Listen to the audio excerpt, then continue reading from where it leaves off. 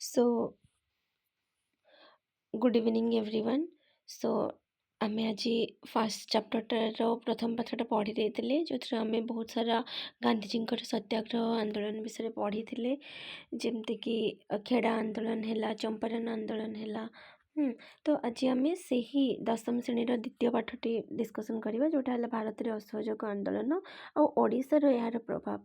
Okay, ଯେହେତୁ ଆମେ ଓଡ଼ିଶା ଷ୍ଟେଟ୍ରୁ ବିଲଙ୍ଗ କରୁଛନ୍ତି, ତ ଓଡ଼ିଶା ବିଷୟରେ ଥିବା ଯେକୌଣସି ଏକ୍ଜାମ୍ରେ ଆସୁଛି ତ ନିହାତି ଦରକାର, ଆଉ 10th ପିଲାମାନଙ୍କ ପାଇଁ ତ ନିହାତି ହିଁ ଦରକାର। So let start. ତ ପ୍ରଥମେ ଆମେ ପଢ଼ିବା ଭାରତରେ ଅସହଯୋଗ ଆନ୍ଦୋଳନ ବିଷୟରେ।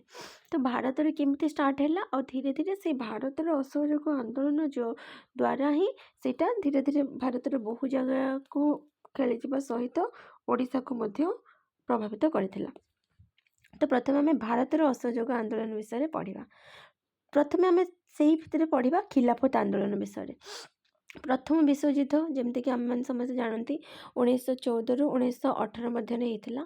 ତ ପ୍ରଥମ ବିଶ୍ୱଯୁଦ୍ଧ ପରେ ବିଶ୍ୱଯୁଦ୍ଧରେ କ'ଣ ହେଇଥିଲା, ତୁର୍କୀ ମିତ୍ର ଶକ୍ତି ବିରୋଧରେ ଯୁଦ୍ଧ କରିଥିଲା। ତ ଯୁଦ୍ଧ ସମୟରେ କ'ଣ ହେଇଥିଲା, ତୁର୍କୀର ସାମ୍ରାଜ୍ୟକୁ ବିଭାଜିତ କରାଯାଇଥିଲା। ଯେତେବେଳେ ତୁର୍କୀ ମିତ୍ର ଶକ୍ତି ବିରୋଧରେ ଯୁଦ୍ଧ କରିଥିଲା, ସେତେବେଳେ କ'ଣ ହେଇଥିଲା, ତୁର୍କୀର ସାମ୍ରାଜ୍ୟକୁ ବିଭାଜିତ କରିଦିଆଥିଲା। ତୁର୍କୀରେ ସେତେବେଳେ ଶାସନ କରୁଥାନ୍ତି ଖଲିଫା, ତାଙ୍କରି ନାଁରେ ହିଁ ହେଇଛି ଖିଲାଫତ ଆନ୍ଦୋଳନ। ତ ଏଇଟା ସେଇଠି ଲେଖିନି, ତ ଯାହା ବି ଲେଖିଛି ଆମେ ସେଇ ଭିତରେ ହିଁ ଡିସ୍କସନ୍ କରିବା। ତ ତୁର୍କୀରେ ଖିଲାଫତ ଆନ୍ଦୋଳନ କାହିଁକି ହେଇଛି, କାହିଁକି ନା ଖଲିଫା, ତୁର୍କୀରେ ଶାସନ କରୁଥିବା ଶାସକଙ୍କୁ ଖଲିଫା କୁହାଯାଉଥିଲା। ଲେଖା ବି ଯାଇଛି, ଦେଖନ୍ତୁ। ଯୁଦ୍ଧ ସମୟରେ ତୁର୍କୀ ସାମ୍ରାଜ୍ୟକୁ ବିଭାଜିତ କରିଦିଆଗଲା। ତୁର୍କୀ ପ୍ରତି ଏତାଦୃଶ ବ୍ୟବହାର ଭାରତର ମୁସଲମାନମାନଙ୍କୁ ବ୍ୟଥିତ ଆଉ କ୍ରୋଧିତ କରିଦେଇଥିଲା। କାହିଁକି ନା ତୁର୍କୀର ସୁଲତାନ ଥିଲେ ମୁସଲମାନମାନଙ୍କର ଧର୍ମଗୁରୁ ବା ଯେଉଁ ଖଲିଫା। ତେଣୁ ସେମାନେ ଚାହୁଁଥିଲେ, ଭାରତରେ ବି ଥିବା ଯେଉଁ ମୁସଲମାନ ମାନେ ଚାହୁଁଥିଲେ କି ତୁର୍କୀର ମୁସଲମାନ ଶାସକ ବା ଧର୍ମଗୁରୁ ବା ଖଲିଫାଙ୍କୁ ସମର୍ଥନ କରାଯାଉ। ତ ଏହି ମାନେ ସେହି ବିଷୟରେ ସମର୍ଥନ ଜଣାଇକି ଭାରତର 2 ଜଣ ଥିଲେ ଅଲି ଭ୍ରାତା, ଯେଉଁମାନଙ୍କ ନାଁ ଥିଲା ଶୌକତ ଅଲି ଓ ମହମ୍ମଦ ଅଲି। ଏପଟେ ଦେଖିପାରୁଥିବେ ଆପଣ, ଅଲି ଭ୍ରାତାଙ୍କର ପିକ୍ଚର ଦେଇଛି। ତ ଶୌକତ ଅଲି ଆଉ ମହମ୍ମଦ ଅଲିଙ୍କ କଥା ଯଦି କହିବା, ସେଇମାନେ କ'ଣ କରିଥିଲେ, ଭାରତରେ ଖିଲାଫତ ଆନ୍ଦୋଳନ ଆରମ୍ଭ କରିଥିଲେ। ତାହେଲେ ଭାରତରେ ଖିଲାଫତ ଆନ୍ଦୋଳନ ଯେଉଁ ହେଇଥିଲା, ଆମେ ଅସହଯୋଗ ବିଷୟରେ ହିଁ ପଢ଼ୁଛନ୍ତି, ଏ ଖିଲାଫତ ଆନ୍ଦୋଳନରୁ ହିଁ ଷ୍ଟାର୍ଟ ହେଇଯିବ। ଠିକ୍ ଅଛି। ତ ଏହି ଆନ୍ଦୋଳନ ପରିଚାଳନା ଯେହେତୁ କାହିଁକି କୁହାଯାଏ, ଖଲିଫାଙ୍କୁ ସମର୍ଥନ କରି ଏହି ଆନ୍ଦୋଳନ ହୋଇଥିବାରୁ ଏହାକୁ ଖିଲାଫତ ଆନ୍ଦୋଳନ ବୋଲି କୁହନ୍ତି। ତ ଦେଖନ୍ତୁ, ମୁଁ ତ ଏଠି ପଢ଼େଇ ଦେଉଛି, ତା ସହିତ ବେଟର୍ କି ଆପଣ ଟିକେ ଏଇଟା ଦେଖି ସାରିଲା ପରେ ଆପଣଙ୍କ ବହିକୁ ଆଉ ଥରେ ପଢ଼ି ଦିଅନ୍ତୁ, ତ ଆପଣ ଟିକେ ବେଟର୍ ରେଜଲ୍ଟ ପାଇପାରିବେ। ଅଦରୱାଇଜ୍ ମୁଁ ତ ସବୁ କଭର୍ କରୁଛି ହିଁ। ତ ନେତୃତ୍ୱରେ ଖିଲାଫତ ଆରମ୍ଭ ହୋଇଥିଲା। ଖଲିଫାଙ୍କୁ ସମର୍ଥନ କରି ଏହି ଆନ୍ଦୋଳନ ହୋଇଥିବାରୁ ଏହାକୁ ଖିଲାଫତ ଆନ୍ଦୋଳନ ବୋଲି କୁହାଯାଏ। ଆନ୍ଦୋଳନ ପରିଚାଳନା କରିବା ପାଇଁକି କେମିତି ଆନ୍ଦୋଳନ ଚାଲିବ, ସେଥିପାଇଁ କ'ଣ ହେଲା, ଗୋଟେ ଖିଲାଫତ କମିଟି ବନା ହେଲା। ଏଇ 2 ଅଲି ଭ୍ରାତାଙ୍କ ଛଡ଼ା, ମାନେ ଶୌକତ ଅଲି ଆଉ ମହମ୍ମଦ ଅଲିଙ୍କ ଛଡ଼ା ଆଉ କିଏ ସବୁ ସଦସ୍ୟ ରହିଲେ, ଆଉ ଥିଲେ 3 ଜଣ, ମୌଲାନା ଆବୁଲ କାଲାମ ଆଜାଦ, ହକିମ ହଜମଲ ଖାଁ ଆଉ ହସରତ ମୋହାନି। ଠିକ୍ ଅଛି। ଆଚ୍ଛା, ନେକ୍ସଟ ଦେଖିବା। ମୌଲାନା ଆବୁଲ କାଲାମ ଆଜାଦଙ୍କ ମୂଳ ନାମ ଥିଲା ମହିଉଦ୍ଦିନ ଅହମଦ। ସେ ଜଣେ ନେତୃସ୍ଥାନୀୟ ସ୍ୱାଧୀନତା ସଂଗ୍ରାମୀ, ଭାରତୀୟ ସମ୍ବିଧାନ ପ୍ରଣୟନ ସଭାର ସେ ଜଣେ ସଦସ୍ୟ ଥିଲେ, ଆଉ ସ୍ୱାଧୀନ ଭାରତର ପ୍ରଥମ ଶିକ୍ଷା ମନ୍ତ୍ରୀ ବି ଥିଲେ ମୌଲାନା ଆବୁଲ କାଲାମ ଆଜାଦ। ତ ସିଏ ଗୋଟେ ପୁସ୍ତକ ଲେଖିଥିଲେ ଯାହାର ନାଁ ଥିଲା ଇଣ୍ଡିଆ ୱିନ୍ସ ଫ୍ରିଡମ୍। ତ କିଏ ଲେଖିଥିଲେ India wins freedom? Maulana Abul Kalam Azad. ଆଉ ସେ ସ୍ୱାଧୀନ ଭାରତର ପ୍ରଥମ ଶିକ୍ଷାମନ୍ତ୍ରୀ ବି ଥିଲେ। 1992 ମସିହାରେ ତାଙ୍କ ମରଣୋତ୍ତର ଭାରତରତ୍ନ ସମ୍ମାନରେ ସମ୍ମାନିତ କରାଯାଇଥିଲା। ମରଣୋତ୍ତର ଭାରତରତ୍ନ କହିଲେ କ'ଣ ବୁଝ, ମାନେ ପୋସ୍ଥୁମସ୍ ଯେଉଁଟା କୁହାଯାଏ, ମାନେ କି ମରିଗଲା ପରେ ବି ତାଙ୍କୁ ଦିଆଯାଇଛି ଭାରତରତ୍ନ ସମ୍ମାନ। ଠିକ୍ ଅଛି। ଆଚ୍ଛା, ତ ଦେଖନ୍ତୁ, ଏ ଯେଉଁ ଭାରତର ଅସହଯୋଗ ଆନ୍ଦୋଳନ ଖିଲାଫତର କ'ଣ ସମ୍ପର୍କ, ଦେଖନ୍ତୁ, ମହାତ୍ମା ଗାନ୍ଧୀ ସବୁବେଳେ ଚାହିଁଥିଲେ କି ହିନ୍ଦୁ ମୁସଲମାନମାନଙ୍କୁ ଏକତ୍ର କରିବା ପାଇଁ। ତ ତା ପାଇଁ ତାଙ୍କୁ ଗୋଟେ କିଛି ନା କିଛି ଗୋଟେ ସୂତ୍ର ଦରକାର ଥିଲା। 1919 ମସିହାରେ କ'ଣ ହେଲା, ନଭେମ୍ବରରେ ଭାରତୀୟ ନିଖିଳ ଭାରତ ଖିଲାଫତ କମିଟିର ସଭାପତି ଭାବରେ ନିର୍ବାଚିତ ହେଲେ କିଏ, ମହାତ୍ମା ଗାନ୍ଧୀ। ଆଚ୍ଛା, ଯେତେବେଳେ ଗାନ୍ଧିଜୀ 1919 ନଭେମ୍ବରରେ ଗାନ୍ଧିଜୀ ନିଖିଳ ଭାରତୀୟ ଖିଲାଫତ ସମ୍ମିଳନୀର ସଭାପତି ହେଲେ, ये जो खिलाफती कमिटी गठन होता तो निखिल भारतीय खिलाफत कमिटी जो सी सभापति हेले से कौन कले तुर्कीर सुल्तान पुणी से कौन होता देखो तुर्कीर सुल्तान अधीन बहुत सारा अंचल विशेष करके मुसलमान मानकर पवित्र स्थान गुड़िक न रखिले सरकार को वर्जन और असहयोग करने कि सम्मेलन निष्पत्ति निगला कौन निगला कि तुर्कीर सुल्तान जो अधीन जो बहुत सारा अंचल विशेषकर मुसलमान मानकर पवित्र स्थान गुड़िक जदि न रखाଯିବ ताहले सरकार को कौन करा वर्जन करा आउ सहयोग कराଯିबनी बा असहयोग कराजिबो। एही धमक सत्वे भी कौन है प्रथम विश्वयुद्ध पर तुर्की उपरे गोटे माने सेवर्स चुक्ति लदी दिगला आईटा बहुत खराब थिला। ई सेवर्स चुक्ति द्वारा कौन कले सुल्तान को अधिकृत जेते सारा अंचल थिला सबु किछि नियागला। गांधीजी परामर्श क्रमे कौन कले जो निखिल भारतीय खिलाफत कमिटी थिला असहयोग कार्यक्रम स्टार्ट कला आंदोलन भी स्टार्ट कला 1919 सब होता 1920 जून 9 तारिख रे कौन है आलाहाबाद ठारे गोटे सर्वदलीय बैठक है आठी बैठक नेतृत्व नेले गांधीजी। ये खिलाफत कमिटी रे कौन है इंग्रेज सरकार सहित सबु प्रकार संपर्क छिन्न करदेवाई कि निष्पत्ति निगला। मुस्लिम लीग और भारतीय जातीय कांग्रेस भी कौन करते खिलाफत आंदोलन को जो समर्थन करते। नेक्स्ट देखो कौन है 1920 अगस्त 1 रे कौन है 1920 अगस्त 1 रे आनुष्ठानिक भाव में असहयोग आंदोलन हो गला। एटा देखो से खिलाफत इश्यू केमिति होची आसिला असहयोग आंदोलन ताले आनुष्ठानिक भाव असहयोग आंदोलन केबे स्टार्ट है 1920 अगस्त 1 तारिख रे ओके। उक्त दिन पूर्वाह्न लोक मैंने बाल गंगाधर तिलंकर देहांत हो जाता। तो भावतु से दिन माने पूर्वाह्न से अगस्त 1 तारिख रे कौन है बाल गंगाधर तिलंकर भी मृत्यु है आउटे असहयोग आंदोलन भी स्टार्ट हो गला। तो से माने दीटा जिनस जो एकत्र मिसीगला ना पूरा देश में हड़ताल और शोभा स्टार्ट हो गला। असहयोग आंदोलन इंग्रेज सरकार विरोध में महात्मा गांधी परिचालित प्रथम गण आंदोलन थिला। माने महात्मा गांधी पूरा एते सारा लोकों को नहीं जो गोटे एते बड़ आंदोलन करथिले गण आंदोलन जोटा इंग्रेज सरकार माने विरोध रे थिला महात्मा गांधी द्वारा सेटा थिला असहयोग आंदोलन। 1919 ख्रीष्टाब्द रे कौन है रावलात आईन आसिला तापर पुणी जालियानवाला बाग हत्याकांड ए सबू किछि देखिकिना आ गांधीजी इंग्रेज मानक ऊपर विश्वास ही नथिला। भारत शासन आईन भी आसीथिला 1919 रे सेथिरे भी बहुत सारा त्रुटि थिला। अमृतसर घटनार तदंत पई जो हंटर कमिटी आसीथिला सेथिरे भी कौन करागला पक्षपातता करागला। फल कौन है भारत रे जो मुसलमान माने थिले ना इंग्रेज विरोधी खिलाफत आंदोलन रे माने इंग्रेज को एगेंस्ट जो खिलाफत आंदोलन होता मुसलमान माने भारत रो मुसलमान माने महात्मा गांधी जो असहयोग आंदोलन को बहुत भाव में सपोर्ट कले। तो से देखो आम जो कहली भारत शासन आईन 1919 त्रुटि तो ये भारत शासन आईन 1919 थिला कौन देखो से इंग्लैंड रो वैदेशिक सचिव किए था एडविन मॉन्टेगू जो फॉरेन सेक्रेटरी कहते। तो से इंग्लैंड वैदेशिक सचिव किए था एडविन मॉन्टेगू।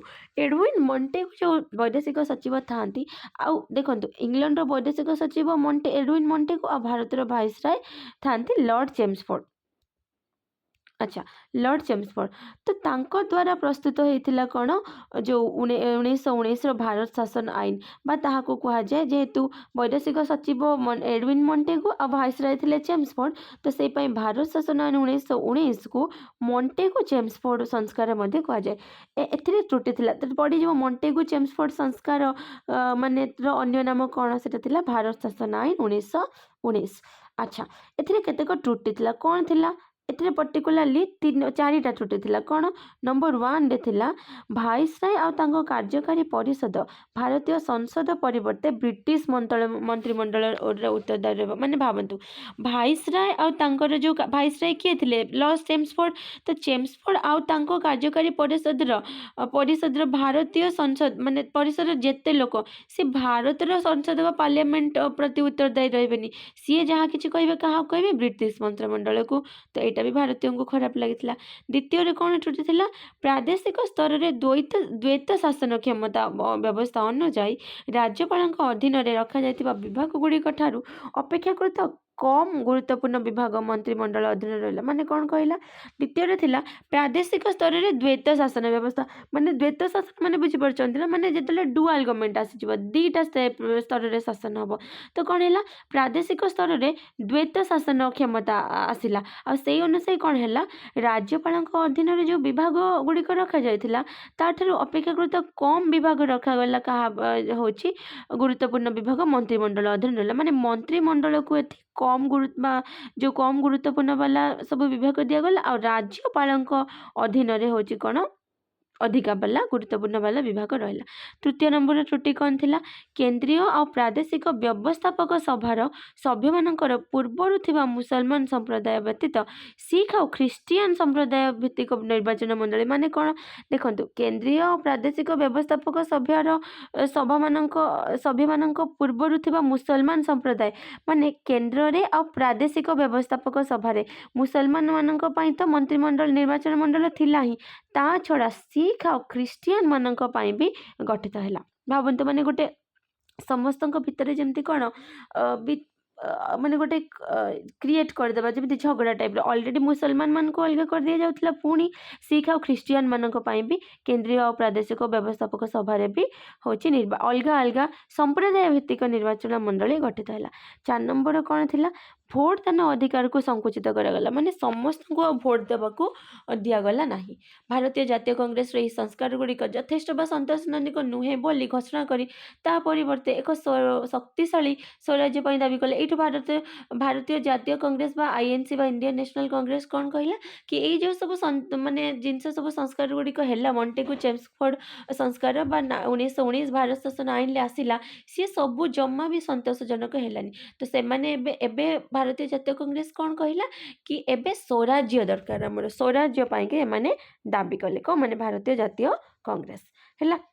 देखो ये मुझे हंटर कमिटी आसीला कौन पाई आसला जो तदंत करने जालियानवाला बाग हत्याकांडर ये करने देखो कौन है जालियानवाला बाग हत्याकांड पर गोटे सरकारी तदंत है जमती मुझे 700 केते लोक मरी अनुसार आ 1200 लोक आहत किंतु गांधीजी कहते 1200 लोक मृत्यु 3600 लोक आहत तो यही सब जिनस को माने तदंत करने 1919 अक्टोबर 14 लॉर्ड हंटर नेतृत्व गोटे कमिटी करागला किंतु देखागला कौन ये कमिटी किसी नथिला गोटे धुआं बाण टाइप रहा माने प्रकृत में जो जनरल डायर जहाँ करते एते निरीह लोकों को मारी देथिले ए काम पाई ब्रिटिश रे तांको कौन माने अनुमोदन करथिला माने तांको सपोर्ट करथिला ब्रिटिश जनसाधारण 30,000 पाउंड माने भाबंतु एते लोकों को मारी छंती तथापि भी ब्रिटिश तांको सपोर्ट करिछि आउ सेटा को सेति ब्रिटिश जनसाधारण केते टंका माने 30,000 पाउंड कम नुह एटा 30,000 पाउंड संग्रह करथिले भाबंतु जनरल डायर को पाई यह जानिबा परे भारतीय मान को जेतले ए सब जना पड़ला से माने बहुत रागी गले। 1920 मसीहा सेप्टेम्बर 4 रु 9 भितर कलिकता रे बसिला कांग्रेस रो एक स्वतंत्र अधिवेशन कोठी बसिला स्वतंत्र अधिवेशन कलिकता रे केबे 1920 सेप्टेम्बर 4 रु 9 भितर देखंतु अक्टोबर 1919 अक्टोबर 14 रे आसिला हंटर कमिटी 1920 सेप्टेम्बर तापर देखो 4 रु 9 भितर आसला जो कलिकतार कांग्रेस अधिवेशन स्वतंत्र अधिवेशन यही अधिवेशन रे कांग्रेस कलिकता स्वतंत्र अधिवेशन रे गांधीजी कौन करथिले असहयोग प्रस्ताव कांग्रेस द्वारा तार निष्पत्ति भाव माने एठी गांधीजी कहले कि निहाती आमे असहयोग करबा से पे 1920 डिसेम्बर मासरे नागपुर रे हैला गोटे पुणी वार्षिक अधिवेशन आमे तमन पढ़िथिबो कि इंडियन नेशनल कांग्रेस बा भारतीय जातीय कांग्रेस रो सब वर्ष कौन होता डिसेम्बर मासरे अधिवेशन होता तो जो कलिकता रे तो स्वतंत्र अधिवेशन होता 1920 सेप्टेम्बर 4 रु 9 1920 डिसेम्बर रे कौन है जो नागपुर रे अनुष्ठित है वार्षिक अधिवेशन एथिरे ए जो अनुमोदित है कौन असहयोग आंदोलन प्रस्ताव तो अनुमोदित है आ गांधीजी नेतृत्व नहीं कि कहले कि यही असहयोग आंदोलन को कौन करने को हम आग को नबाक पड़ो ये जो असहयोग आंदोलन आग को निगला तार कौन कौन सब कार्यक्रम थिला देख मूल नीति तो यार दुईटा थिला कौन इंग्रेज अनुष्ठान आ विदेशी द्रव्य वर्जन करवा ना आम इंग्रेज मान को कौन से अनुष्ठान स्कूल कॉलेज सपोर्ट करवा आ विदेशी द्रव्य ही आम वर्जन करवा यूज करवानी है या परे प्रथम पर्यायर इंग्रेज मानू अचल करने निमित्त किसी आम सीना जिनस नेले किणिले यूज कले लाभ हम। तो यहाँ पर्याय पर्याय अनुसार होता प्रथमे तो इंग्रेज अनुष्ठान और विदेशी द्रव्य वर्जन कर प्रथम पर्यायर इंग्रेज मानक अचल करने कौन कराइला किसी निष्पत्ति नि कौन पर्टिकुलाली चारिटा थिला 1919 मसीहा भारत शासन आईन अनुजाई जो 1919 कौन करथिला जो भारत शासन आईन बा मॉन्टेगू चेम्सफोर्ड जो संस्कार आसाइला से कौन कहुला कि आग को भारत पाई हम निर्वाचन है। तो ये कौन करागला 1900 एमाने जो असहयोग आंदोलन करें गांधीजी नेतृत्व में सी कहले कि 1919 मसीह जो भारत शासन आईन अनुजाई जो निर्वाचन होबाकू अच्छी आ सरकारी उत्सव सबकि आम वर्जन करवा किसी करवा ही ना है। तापर कौन है समस्त प्रकार सरकारी उपाधि को फेरस्त करवा आ सरकारी पदवी इस्तफा दवा समस्त कहले कि जिते उपाधि सरकार तरफ मिलूँ सब फेरे दवा आ सरकारी पदवी जहाँ भी चाकरी कर भी इस्तफा देवा।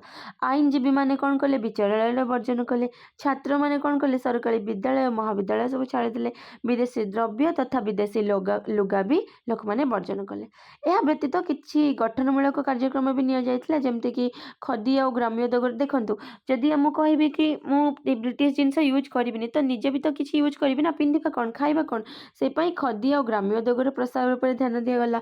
हिंदू और मुसलमान मान एकता सृष्टि करने अस्पृश्यता निराकरण आ जातीय शिक्षानुष्ठान स्थापन करा जदि आम ब्रिटिश गवर्नमेंट अंडर थी स्कूल कॉलेज पढ़ानी पढ़ा कौटी तो जातीय शिक्षानुष्ठान स्थापन भी करागला। ठीक अच्छे धीरे धीरे धीरे धीरे सब माने जो असहयोग आंदोलन बनी पूरा समग्र भारत रे होची खेलीगला। प्रथम थर पर जदि कहवा साधारण जनता बहु संख्यार जोग देते गांधीजी डाकरे मोतीलाल नेहरू आ चित्तरंजन दास एमाने बहुत ख्यातिनाम बारिस्टर थिले एमाने आईन व्यवस्था त्याग कले आईन व्यवसाय माने कले ही नहीं बहु विशिष्ट माने सरकारी चाकरी इस्तफा देले जमती कि चक्रवर्ती राजगोपालचारी वल्लभ भाई पटेल जवाहरलाल नेहरू सुभाष चंद्र बोस गोपबंधु दास भली बहुत व्यक्ति असहयोग आंदोलन में जोग देते। पुणी आम आर नेक्स्ट पढ़ले देखा कि गांधी प्रथम तो सुभाष चंद्र केमती गांधीजी को सपोर्ट करुले किंतु परे किछि विचार विमर्श रे मतभेद जोगु से पुणी अलगा जाइथिले पुणी अलगा विषय में पढ़ा। तो कौन मैंने सब जोग देले चक्रवर्ती राजगोपालचारी सरदार वल्लभ भाई पटेल जवाहरलाल नेहरू सुभाष चंद्र बोस गोपबंधु दास यही सब बहु संख्यार लोक कारावरण भी कले।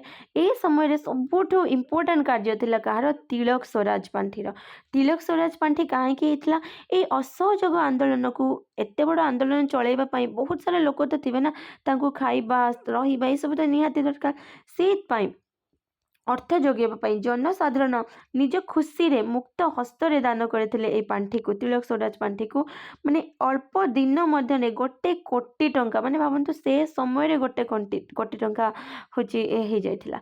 ओके लोकमान्य बाल गंगाधर तिलक स्मृति रे तिलक स्वराज पांठी मन पकांत आम पढ़ी मृत्यु होता जब स्टार्ट है से जो तार से दिन ही हूँ ये देखु 1920 अगस्त 1 तारिख में आनुष्ठानिक भाव असहयोग आंदोलन आरंभ है से दिन पूर्वाह्न लोकमान्य बाल गंगाधर तिलकर कौन होता मृत्यु होता।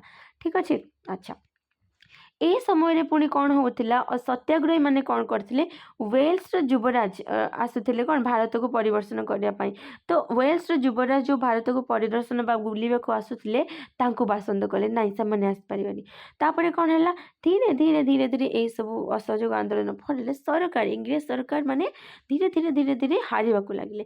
1921 मसीहा डिसेम्बर मसरे कांग्रेस केबे होता 1921 अहमदाबाद होता गुजरात रे मन रखिए 1921 होता जिते मुझे कहूँ ना ता सहित तुम पाने जो मैंने देखुं गोटे छोट मोट नोट कर जमी 1921 डिसेम्बर मसरे कांग्रेस अहमदाबाद रे होता वार्षिक अधिवेशन देखो सब डिसेम्बर ही होता कांग्रेस मान अधिवेशन। ठीक अच्छे असहयोग आंदोलन को चालू रखापी कि अहमदाबाद अधिवेशन निष्पत्ति निगला।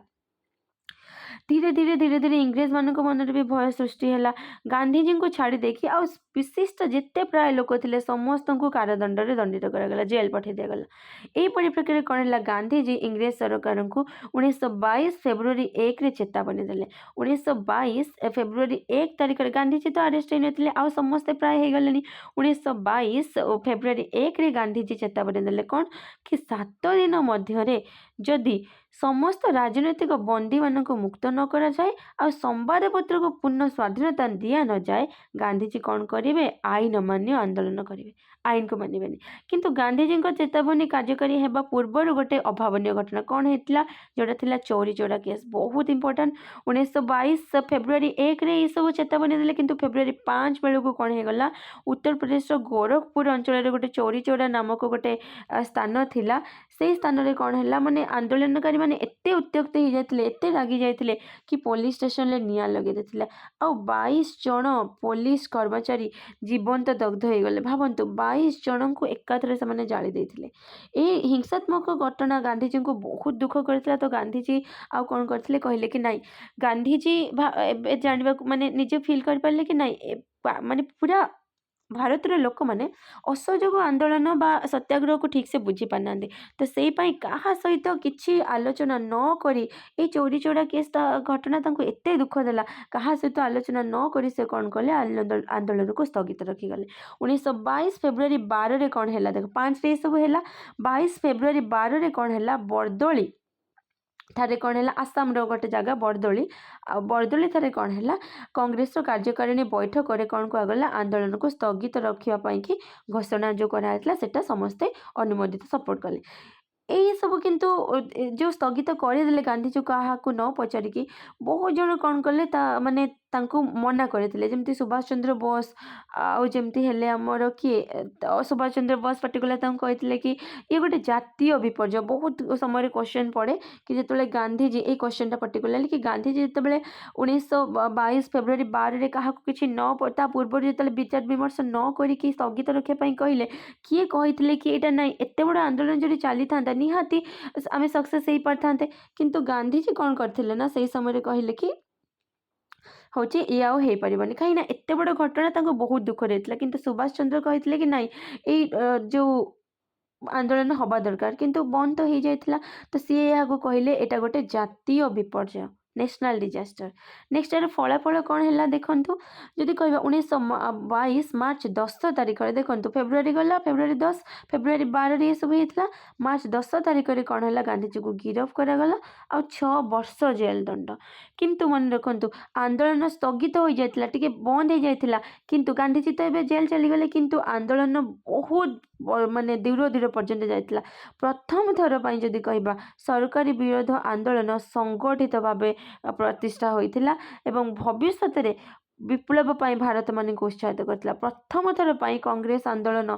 जन आंदोलन रु गण आंदोलन में परिणत हो पारथिला माने एते लोकन को नेकी गांधीजी जेल जाइथिले मु कहली 1922 मार्च 10 तारिख रे गले से 6 वर्ष माने 28 पुणी आसबे पढ़ा मुस्ताफा 1922 रे मुस्ताफा कामाल पाशा द्वारा तुर्की रे साधारणतंत्र बहुत इंपोर्टेंट एटा तुर्की रे 1922 रे किए साधारणतंत्र प्रतिष्ठा करथिले मुस्ताफा कमाल पाशा हैला जेतेबेले ये साधारणतंत्र आसला जो खलीफा व्यवस्था थिला खिलाफत कमिटी जो पूर्व करथिले से उच्छेद होला फल रे आ खिलाफत आंदोलन जो चलीथिला आ सेटा एते माने इफेक्टिव हे पड़लानी काहे ना खलीफा व्यवस्था ही उच्छेद हे गला ना जेतेबेले मुस्ताफा कमाल पाशा कौन कले 1922 तुर्की रे साधारणतंत्र प्रतिष्ठा कले तो हैला कौन असहयोग आंदोलन स्थगित रखा भारत में खिलाफत आंदोलन धीरे धीरे से चलुला तुर्की भारत में भी चलता ना भारत में गांधीजी से खिलाफत रु ही बनी असहयोग आंदोलन मैंने मिसेकी किंतु जो से ही खलीफा पद चलीगला आठ भी गांधीजी को जेल आ गांधीजी अलरेडी कहीदे जाइए कि असहयोग आंदोलन आगू आईन मान्य आंदोलन आगू जापरि तो धीरे धीरे कौन है असहयोग आंदोलन एटी बंद होगा फल खिलाफत आंदोलन भी धीरे धीरे बंद है अच्छा एबे हम पढ़ा पुणी ओडिशा रे केमती असहयोग आंदोलन प्रभाव पड़ता हम पढ़ले ना यार प्रभाव सुदूर प्रसार थिला माने बहुत जगार जदि कहबा असहयोग आंदोलन प्रभाव करथिला ओडिशा रे केमती प्रभावित करथिला देखंतु ओडिशा रे बहुत बड़ बड़ माने नेता थिले जेमति कि गोपबंधु दास गोपबंधु चौधरी भागीरथी महापात्र निरंजन पट्टनायक जदुमणि मंगराज हरिकृष्ण महताब आमर मुख्यमंत्री भी थिले तमन जानी तो आगरपड़ार लोक सी तो ଏଇସବୁ ଲୋକମାନେ କ'ଣ କରିଥିଲେ ଆନ୍ଦୋଳନକୁ ସଫଳ କରିବା ପାଇଁ ବହୁତ ଚେଷ୍ଟା କରିଥିଲେ। ଗାନ୍ଧିଜୀଙ୍କର ଓଡ଼ିଶା ଆଗମନ ଏହି ଆନ୍ଦୋଳନକୁ କ୍ଷିପ୍ରତ କ'ଣ ହେଇଥିଲା, ଗାନ୍ଧିଜୀ ବି ଆସିଥିଲେ ଓଡ଼ିଶା। ଯେତେବେଳେ ଗାନ୍ଧିଜୀ ଏତେ ବଡ଼ ଲୋକ, ମହାନ ଲୋକ ଓଡ଼ିଶା ଆସିଲେ, ତ ସମସ୍ତଙ୍କ ମନରେ ବି ଚାଲିଲା ନାହିଁ ଏଇ ଆନ୍ଦୋଳନକୁ ତ ଆଗକୁ ନେବାକୁ ହିଁ ହେବ। 1920 ଡିସେମ୍ବରରେ ନାଗପୁର କଂଗ୍ରେସ ଅଧିବେଶନରେ ଦେଖନ୍ତୁ, 1920ରେ ନାଗପୁର ଅଧିବେଶନ କହୁଛି ଡିସେମ୍ବରରେ ହେଉଛି। 1920ରେ ଯେଉଁ ଅଧିବେଶନଟା ହେଇଥିଲା କଂଗ୍ରେସର କେଉଁଠି ହେଇଥିଲା, ନାଗପୁରର ହେଇଥିଲା। ନାଗପୁର କାହିଁକି ଫେମସ୍ ପିଲାମାନେ, ତାର ଗ୍ରେପ୍ସ ପାଇଁ ହେଲା, ଗ୍ରେପ୍ ସିଟି ଅଫ୍ ଇଣ୍ଡିଆ ଯେଉଁଟା ହେଲା ନାଗପୁର। ଆଚ୍ଛା, 1920ରେ କ'ଣ ହେଲା, ନାଗପୁରର କଂଗ୍ରେସ ଅଧିବେଶନରେ କ'ଣ ହେଲା, କେତେ ଜଣ ପ୍ରତିନିଧି ଯାଇଥିଲେ, ମାତ୍ର ଓଡ଼ିଶାରୁ 35 ଜଣ। ଭାବନ୍ତୁ, ଓଡ଼ିଶାରୁ ଯାଇଥିଲେ ନାଗପୁର ଅଧିବେଶନରେ 1920ରେ କେତେ ଜଣ, 35 ଜଣ। ଏଇ ଅଧିବେଶନକୁ କିଏ ଯାଇଥିଲେ, ଗୋପବନ୍ଧୁ ଦାସ ବି ଯାଇଥିଲେ। ସେ ଫେରିଲେ କେବେ, 1921 ଡିସେମ୍ବରରେ ହେଇଛି ଅଧିବେଶନ, ତ 1920ରେ ଏବେ 21 ହେଇଯାଇଛି। 1921 ଜାନୁଆରୀ 24ରେ କଟକରେ ଛାତ୍ରମାନଙ୍କୁ ଉଦ୍ବୋଧନ ଦେଇଥିଲେ ଆଉ ଓଡ଼ିଶାରେ ଅସହଯୋଗ ଆନ୍ଦୋଳନ ସଂଗଠନ କରିଥିଲେ। ଯଦି ପଡ଼ିବ କ୍ୱେଶ୍ଚନ୍ କିଏ ସଂଗଠିତ କରିଥିଲେ ଓଡ଼ିଶାରେ ଅସହଯୋଗ ଆନ୍ଦୋଳନ, ସିଏ ହେଇଯିବ ଗୋପବନ୍ଧୁ ଦାସ। ସେ କେବେ କରିଥିଲେ, ଯେତେବେଳେ ସିଏ ଯେଉଁ 1920ରେ ଡିସେମ୍ବରରେ ନାଗପୁର କଂଗ୍ରେସ ଅଧିବେଶନ ହେଇକି ମାନେ ଇଏ କରିକି ଆସିଥିଲେ। ତାପରେ କ'ଣ ହେଲା, 1921 ମାର୍ଚ୍ଚରେ ସେଇ ଗୋପବନ୍ଧୁ ଦାସଙ୍କ ଉଦ୍ୟମରେ ଓଡ଼ିଶା ପ୍ରାଦେଶିକ କଂଗ୍ରେସ କମିଟି ପଡ଼ିଯାଇଥିବ। ଓଡ଼ିଶା ପ୍ରାଦେଶିକ କଂଗ୍ରେସ କମିଟି କିଏ ଗଠନ କରିଥିଲେ, ସେଇ ଗୋପବନ୍ଧୁ ଦାସ ଗଠନ କରିଥିଲେ। ଆଉ ତାର ପ୍ରଥମ ସଭାପତି ବି ହେଇଥିଲେ ସେ ଗୋପବନ୍ଧୁ ଦାସ, ଆଉ ତାର ସମ୍ପାଦକ ଥିଲେ ଭାଗୀରଥୀ ମହାପାତ୍ର। ମନେ ରହିଲା। ତାହେଲେ ଓଡ଼ିଶା ପ୍ରାଦେଶିକ କଂଗ୍ରେସ କମିଟି କେବେ ଗଠିତ ହେଲା, 1921 ମାର୍ଚ୍ଚରେ, ଆଉ ତାର ପ୍ରଥମ ସଭାପତି ଥିଲେ ଗୋପବନ୍ଧୁ ଦାସ, ଆଉ ସମ୍ପାଦକ ଥିଲେ ଭାଗୀରଥୀ ମହାପାତ୍ର। ଆଚ୍ଛା, ତାପରେ କ'ଣ ହେଲା ଦେଖିବା, ଅସହଯୋଗ ଆନ୍ଦୋଳନକୁ ଓଡ଼ିଶାରେ ଲୋକାଭିମୁଖୀ କରାଇବା ନିମନ୍ତେ ଯେମିତି ଓଡ଼ିଶାରେ ଆହୁରି ବି ବଢ଼ିପାରିବ ଅସହଯୋଗ ଆନ୍ଦୋଳନ, ମହାତ୍ମା ଗାନ୍ଧୀ ଆସିଥିଲେ 1921ରେ ଓଡ଼ିଶା। 1921 ମାର୍ଚ୍ଚ 23ରେ ସେ କଟକଠାରେ ଆସିକି ବିଶାଳ ଜନସମାବେଶକୁ ଉଦ୍ବୋଧନ ଦେଇଥିଲେ। ତାହେଲେ କେବେ ଆସିଲେ ଗାନ୍ଧିଜୀ, କେବେ ଆସିଲେ ପ୍ରଥମେ ଯଦି କହିପାରିବ, 1921ରେ ଆସିଥିଲେ, କଟକରେ ଆସିଥିଲେ 1921 ମାର୍ଚ୍ଚ 23ରେ। ଗାନ୍ଧିଜୀଙ୍କ ଉଦ୍ବୋଧନ ଅନୁପ୍ରାଣିତ ହେଇକି ରମା ଦେବୀ ଆଉ ବହୁତ ନରନାରୀ ସେଇ ଯେଉଁ ଥିଲେ ନାରୀମାନେ ପର୍ଟିକୁଲାରଲି ତିଳକ ସ୍ୱରାଜ ପାଣ୍ଠିକୁ ଦାନ କରିଥିଲେ। ଏହାପରେ ଗାନ୍ଧିଜୀ ଭଦ୍ରକ ଆସିଥିଲେ, ପୁରୀ ଆସିଥିଲେ, ବ୍ରହ୍ମପୁର ଆସିଥିଲେ, ଓଡ଼ିଶା ଜନବାସୀକୁ କ'ଣ କରିଥିଲେ, ଉଦ୍ୟମ ମାନେ ଉନ୍ମାଦନା, ଜାତୀୟ ଉନ୍ମାଦନା କେମିତି ଅସହଯୋଗ ଆନ୍ଦୋଳନ ଆଗକୁ ଯାଇପାରିବ ସେଇ ବିଷୟରେ କହିଥିଲେ। କ'ଣ କ'ଣ କହିଥିଲେ ପର୍ଟିକୁଲାରଲି, କେମିତି ଖଦୀର ବ୍ୟବହାର କରିବା, ଚରଖାର ପ୍ରଚଳନ, ସ୍ୱଦେଶୀ ଦ୍ରବ୍ୟ ବ୍ୟବହାର କରିବା, ସେହିସବୁ ବିଷୟରେ ବୁଝେଇଥିଲେ। କ'ଣ କ'ଣ ସବୁ ଓଡ଼ିଶାରେ ଯେଉଁ ଅସହଯୋଗ ଆନ୍ଦୋଳନ ନିଆଯାଇଥିଲା ତାକୁ ସଫଳ କରିବା ପାଇଁ ବହୁତ ସାରା କାର୍ଯ୍ୟକ୍ରମ ଗ୍ରହଣ କରାଯାଇଥିଲା। ଓଡ଼ିଶାରେ କ'ଣ କ'ଣ କାର୍ଯ୍ୟକ୍ରମ ଗ୍ରହଣ କରାଯାଇଥିଲା ଦେଖନ୍ତୁ, 5ଟି ପର୍ଟିକୁଲାର ମନେ ରଖିବେ। ବ୍ରିଟିଶ ଦ୍ରବ୍ୟ, କୋର୍ଟ କଚେରୀ ଆଉ ଶିକ୍ଷାନୁଷ୍ଠାନକୁ ବର୍ଜନ କରିବା, ଖଦୀର ବ୍ୟବହାର ଆଉ ଚରଖାର ପ୍ରଚଳନ କରିବା, ହିନ୍ଦୁ ମୁସଲମାନ ମାନଙ୍କ ମଧ୍ୟରେ ଏକତା ସୃଷ୍ଟି କରିବା, ଅସ୍ପୃଶ୍ୟତା ନିରାକରଣ ଆଉ ନିଶା ନିବାରଣ, ଆଉ ଜାତୀୟ ଶିକ୍ଷାର ପ୍ରଚଳନ। ଆଉ ଥରେ କହୁଛି, କ'ଣ କ'ଣ ଓଡ଼ିଶାରେ ପଦକ୍ଷେପ ନିଆଯାଇଥିଲା, ବ୍ରିଟିଶ ଦ୍ରବ୍ୟ, କୋର୍ଟ କଚେରୀ ଆଉ ଶିକ୍ଷାନୁଷ୍ଠାନ ଛାଡ଼ିବା, ଆଉ ଖଦୀର ବ୍ୟବହାର କରିବା, ଚରଖା ଚଲେଇବା ପ୍ରଚଳନ, ଆଉ ହିନ୍ଦୁ ମୁସଲମାନ ଏକତା, ଅସ୍ପୃଶ୍ୟତା ନିରାକରଣ ଆଉ ନିଶା ନିବାରଣ, ଆଉ ଜାତୀୟ ଶିକ୍ଷାର ପ୍ରଚଳନ। ଧୀରେ ଧୀରେ ଏଟା ଆଗକୁ ବି ବଢ଼ିଲା। ଅଗ୍ରଗତି ଯଦି କହିବା କ'ଣ ଦେଖନ୍ତୁ, 1921 ଅଗଷ୍ଟ 3 ତାରିଖରେ ପୁରୀଠାରେ ବିଦେଶୀ ବସ୍ତ୍ରଗୁଡ଼ିକରେ ଅଗ୍ନି ସଂଯୋଗ କରାଯାଇଥିଲା। ଭାବନ୍ତୁ, 1921 ଅଗଷ୍ଟ 3ରେ କ'ଣ କରାଯାଇଥିଲା, ପୁରୀରେ ଯେତେ ସାରା ବିଦେଶୀ ଦ୍ରବ୍ୟ ଥିଲା ତା ଦେହରେ ନିଆଁ ଲଗାଇ ଦେଲା। ଅଗଷ୍ଟ 11 ଆଉ 14 ତାରିଖରେ କଟକରେ ଜନସାଧାରଣ ମାନେ ଭାବନ୍ତୁ, ଯେତେବେଳେ ପୁରୀରେ ଅଗଷ୍ଟ 3ରେ 1921 ହେଇଛି, ଏବେ ମହାତ୍ମା ଗାନ୍ଧୀ ବି ଆସିଥିଲେ, ତ ପୁରୀରେ ଯେତେବେଳେ ବିଦେଶୀ ବସ୍ତ୍ରଗୁଡ଼ିକରେ ଅଗ୍ନି ସଂଯୋଗ କରାଦିଆଗଲା, ସେଇ ଅଗଷ୍ଟ 11-14ରେ କ'ଣ, 11 ଆଉ 14 ତାରିଖରେ କଟକରେ ପୁଣି ବିଦେଶୀ ଲୁଗା ପୋଡ଼ି ଦିଆଗଲା। ତାପରେ ପୁଣି କଲିକତାରେ ଲୁଗା କଳରେ କାମ କରୁଥିବା ଓଡ଼ିଆ ଶ୍ରମିକମାନେ କ'ଣ କରିଲେ, ସେଠି ବି ଲୁଗା ପେଟି ଦେବାକୁ ମନା କରିଦେଲେ, କହିଲେ ନାଇଁ ଆମେ ଲୁଗା ପେଟି ଦେବୁ ହିଁ ନାହିଁ। ସତ୍ୟାଗ୍ରହୀମାନେ ବିଦେଶୀ ଯେଉଁ ଦୋକାନ ଆଗରେ କ'ଣ କଲେ, ଧାରଣା ଦେଇକି ମଦ ବିକ୍ରି ବନ୍ଦ କରିଦେଲେ। କାହିଁକିନା ଦେଖନ୍ତୁ, ଯେଉଁ 5ଟା ଆମେ ଜିନିଷ ପଢ଼ିଲେ ସେଇ ଜିନିଷ ଅନୁସାରେ ଯାହା ଯାହା ହେବ ଆମେ ତାକୁ ହିଁ ପଢ଼ିବା। ସତ୍ୟାଗ୍ରହୀମାନେ କ'ଣ କଲେ, ଧାରଣା ଦେଲେ, ବହୁ ବିଶିଷ୍ଟ ଓଡ଼ିଆ ମଦ ବିକ୍ରି ବନ୍ଦ କଲେ। ପଦପଦବୀ ଓଡ଼ିଆମାନେ ତାଙ୍କ ପଦପଦବୀ ତ୍ୟାଗ କରିକି ଅସହଯୋଗ ଆନ୍ଦୋଳନରେ ଯୋଗ ଦେଇଥିଲେ। ଯେମିତିକି ବହୁତ ସାରା ମହାନ ବ୍ୟକ୍ତି ବ୍ୟକ୍ତି ଥିଲେ ଯେଉଁମାନେ ନିଜର ଚାକିରି ତ୍ୟାଗ କରିଦେଇଥିଲେ, ଚାକିରି ଛାଡ଼ିଦେଲେ। କିଏ? ଗୋପବନ୍ଧୁ ଚୌଧୁରୀ, ନୀଳକଣ୍ଠ ଦାସ, ଲିଙ୍ଗରାଜ ମିଶ୍ର, ମୁକୁନ୍ଦ ପ୍ରସାଦ ଦାସ, ସୁରେନ୍ଦ୍ରନାଥ ଦାସ, ମହମ୍ମଦ ହନିଫ, ଚନ୍ଦ୍ରଶେଖର ବେହେରା, ଶ୍ରୀବତ୍ସ ପଣ୍ଡା ପଢ଼ିଥିବ କେଉଁମାନେ ଚାକିରି ଛାଡ଼ି ଦେଇଥିଲେ। ପର୍ଟିକୁଲାର ଯଦି କହିବା ଆମେ ଦୁଇଟା ଜିନିଷ ମନେ ରଖିବା, କେତେଜଣ ଚାକିରି ଛାଡ଼ିଥିଲେ ଆଉ କେଉଁମାନେ ଓକିଲାତି ବୃତ୍ତି ଛାଡ଼ିଥିଲେ। ଚାକିରି ଛାଡ଼ିଥିଲେ କେଉଁମାନେ? ଆଉ ଥରେ କହୁଛି, ଗୋପବନ୍ଧୁ ଚୌଧୁରୀ, ନୀଳକଣ୍ଠ ଦାସ, ସୁରେନ୍ଦ୍ରନାଥ ଦାସ, ମହମ୍ମଦ ହନିଫ, ଲିଙ୍ଗରାଜ ମିଶ୍ର, ମୁକୁନ୍ଦ ପ୍ରସାଦ ଦାସ, ଚନ୍ଦ୍ରଶେଖର ବେହେରା ଆଉ ଶ୍ରୀବତ୍ସ ପଣ୍ଡା। ଆଉ ଓକିଲାତି ବୃତ୍ତି କେଉଁମାନେ ତ୍ୟାଗ କରିଥିଲେ? ଗୋପବନ୍ଧୁ ଦାସ, ଜଗବନ୍ଧୁ ସିଂ, ବିଶ୍ୱନାଥ ଦାସ, ନଟବର ଗଡ଼ତିଆ, ରାମନାରାୟଣ ମିଶ୍ର, ଭାଗୀରଥୀ ମହାପାତ୍ର, ଅଚ୍ୟୁତାନନ୍ଦ ପୁରୋହିତ ଆଉ ମହେନ୍ଦ୍ର ବର୍ମା। ଠିକ୍ ଅଛି। ବାଲେଶ୍ୱର, ଭଦ୍ରକ, ତିର୍ତ୍ତୋଲ କୋଉଠି? ଜଗତସିଂହପୁର ଏବଂ ପୁରୀ ଠାରେ ଘରୋଇ ନ୍ୟାୟାଳୟ ପ୍ରତିଷ୍ଠା କରି, ଭାବନ୍ତୁ ଏଇମାନେ କ'ଣ କରିଥିଲେ? ଓକିଲାତି ଛାଡ଼ିଦେଲେ। ଓକିଲମାନେ କ'ଣ କରୁଥିଲେ? ସବୁ ସମସ୍ୟାର ସମାଧାନ କରୁଥିଲେ। ତ ଏମାନେ କ'ଣ କଲେ? ଘରୋଇ ନ୍ୟାୟାଳୟ ପ୍ରତିଷ୍ଠା କରିକି ଲୋକମାନଙ୍କୁ ନ୍ୟାୟ ଦେବା ପାଇଁକି ବ୍ୟବସ୍ଥା କରିଥିଲେ। ଠିକ୍ ଅଛି। ତ ସମ୍ବଲପୁର, କଟକ, ବାଲେଶ୍ୱର, ପୁରୀ ଆଦି ସ୍ଥାନରେ ଅନେକ ଛାତ୍ର କ'ଣ କରିଥିଲେ? ସ୍କୁଲ ପରିତ୍ୟାଗ କରିଦେଇଥିଲେ।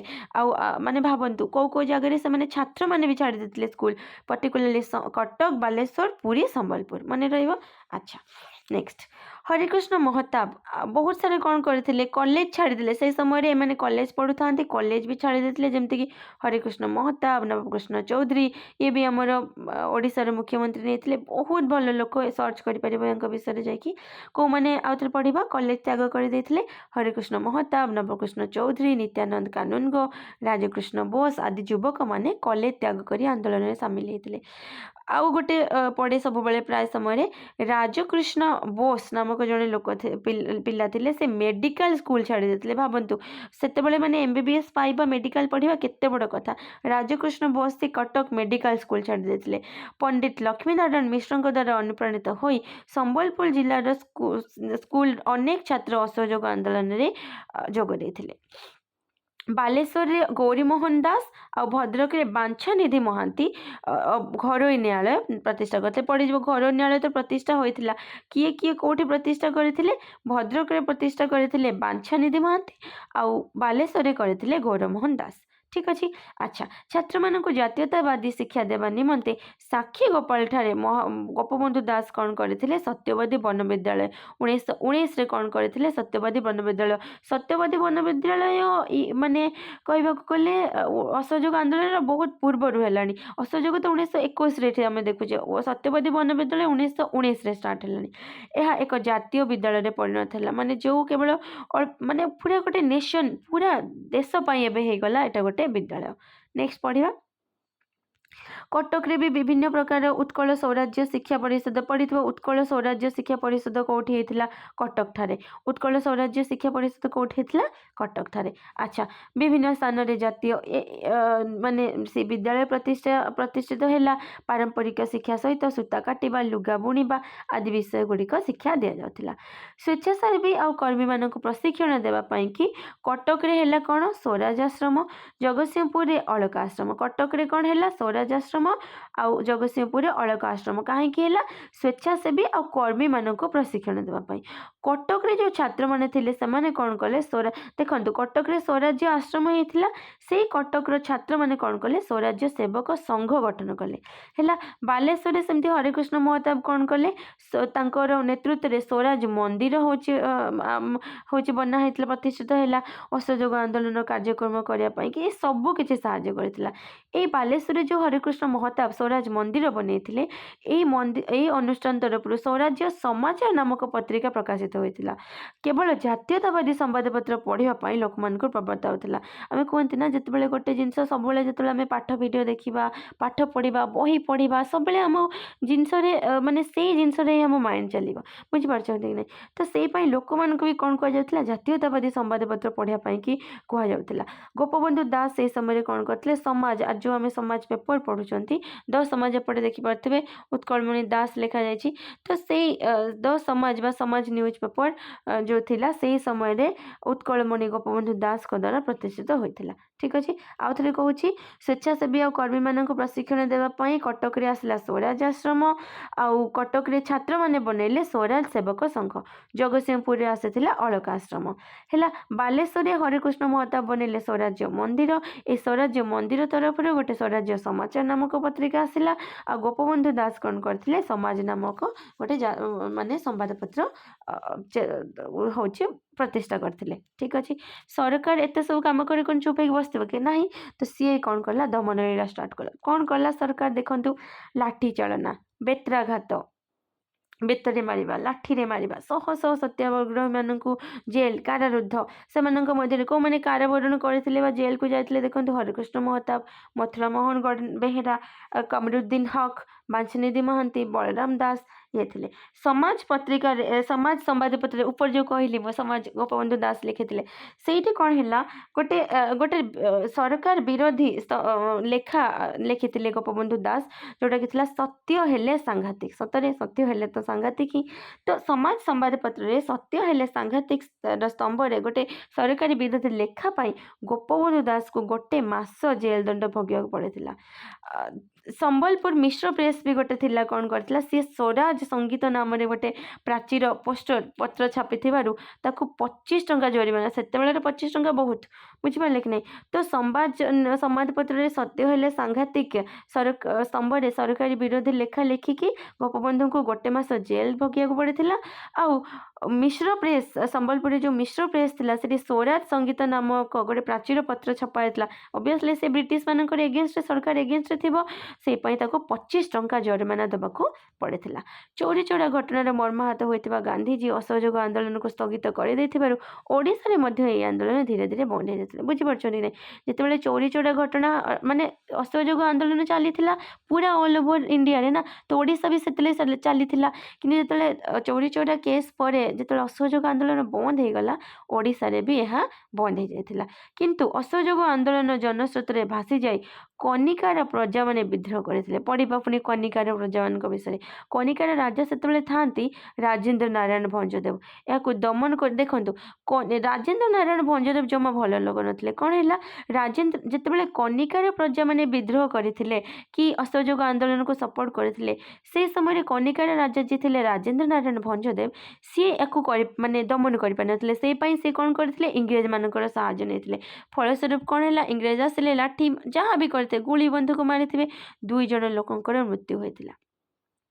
अन्य माने आहत भी होते से समय जदि कहीपर माने केमिति सब लोक को अत्याचार कर जाउथिला किछिटा कनिका कनिकार बा ए जो आमे पढ़िले कनिकार राजा जो राजेन्द्र नारायण भंजदेव थिले कनिकार लोक मानकर अत्याचार को लोकलोचन आनिबा पई 2टा संवादपत्र बा आसीथिला। कौन थिला सेटा समाज आ उत्कल दीपिका मन रखंतु कनिका रो जो अत्याचार विषय रे लिखिया पई कि 2टा माने ऊपर लिखा होता गोटे थिला समाज आ गोटे थिला उत्कल दीपिका मन रखिए।